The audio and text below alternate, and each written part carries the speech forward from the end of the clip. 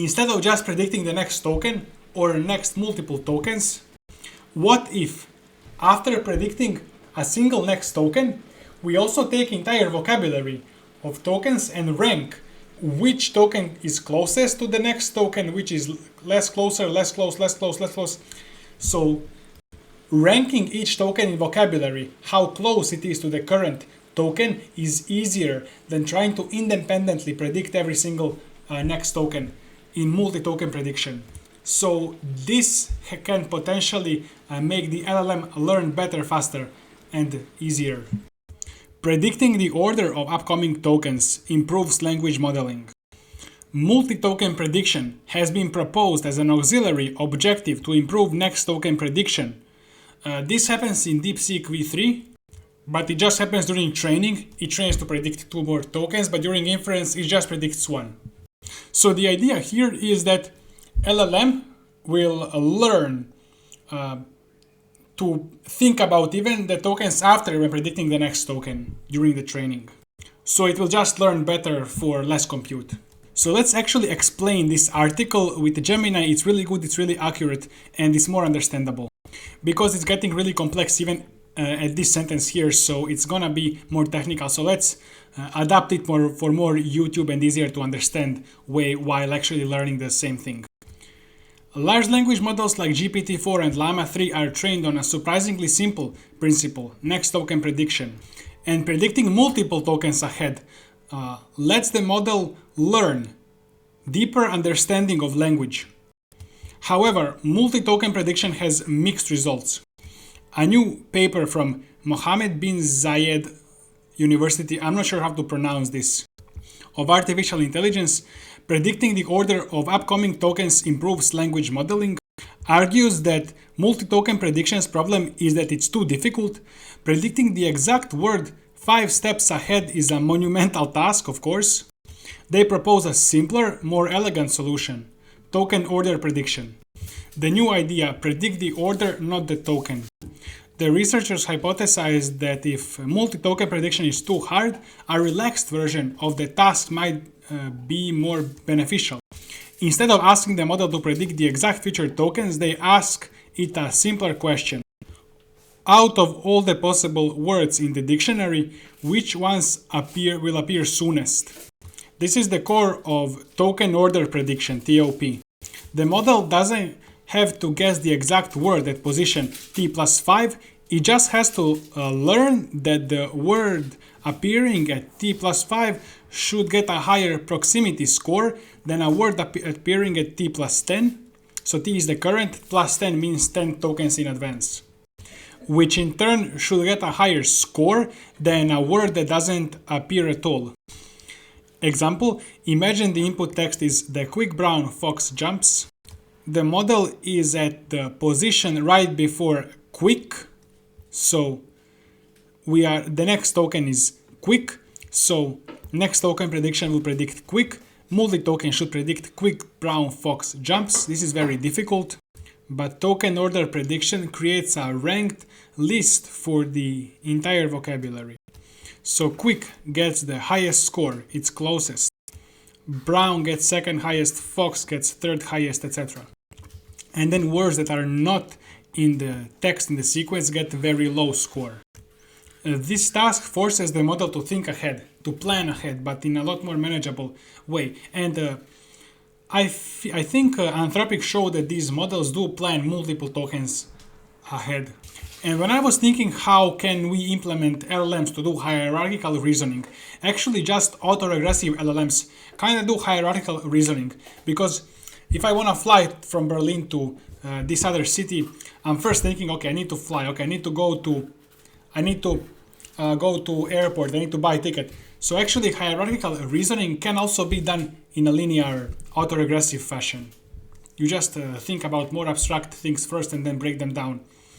So I'm not sure how would we make LLM think hierarchically in a different way. This just seems like it's already thinking in a hierarchical reasoning kind of way.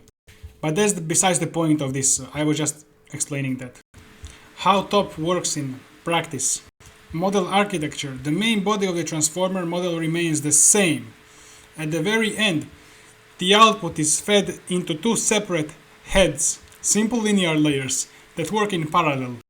Here, transformer layers, and we have next token prediction head and top head.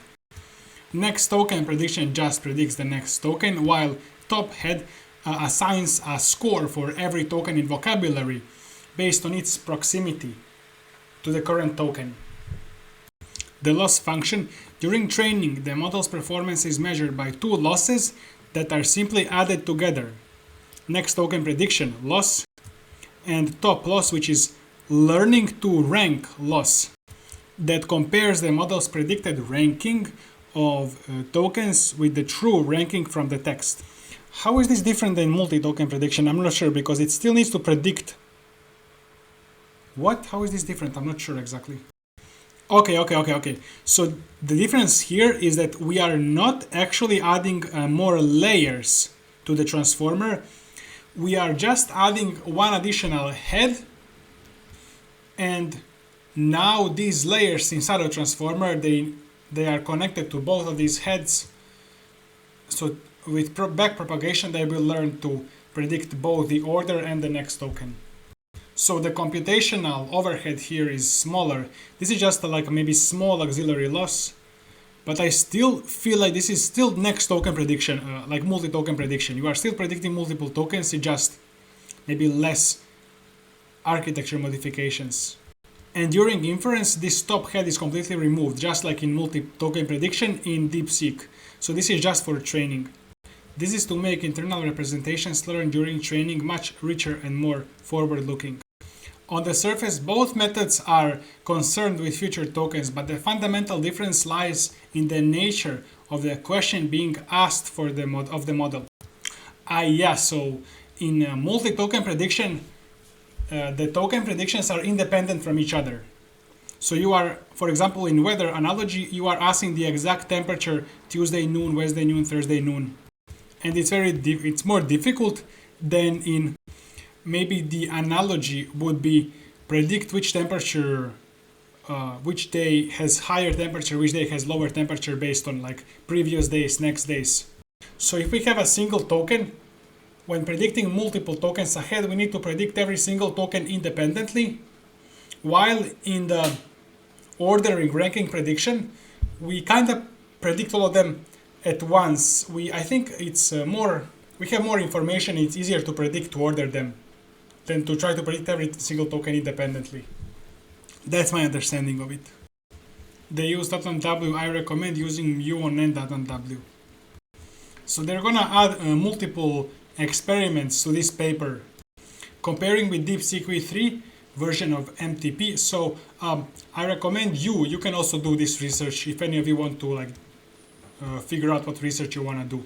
Fine-tuning and evaluating on generative tasks such as summarization and coding. And then self-speculative decoding. They tested it on 340 million, 1.8 billion, 7 billion parameters. They say it outperforms NTP, MTP. The problem is oftentimes, in many papers, they don't fine-tune these old methods to perform at their highest performance. So every paper is claiming that they surpassed something, but just because what often happens is that something wasn't tuned to the maximum performance. But anyways, this is promising direction. Maybe they're gonna show us, maybe they're gonna create a good invention here, and this is gonna be used in large language models. We'll see. Check out other videos and join my Discord, and see you next time.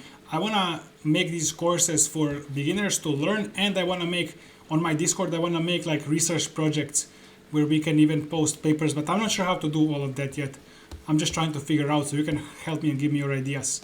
And so see you next time.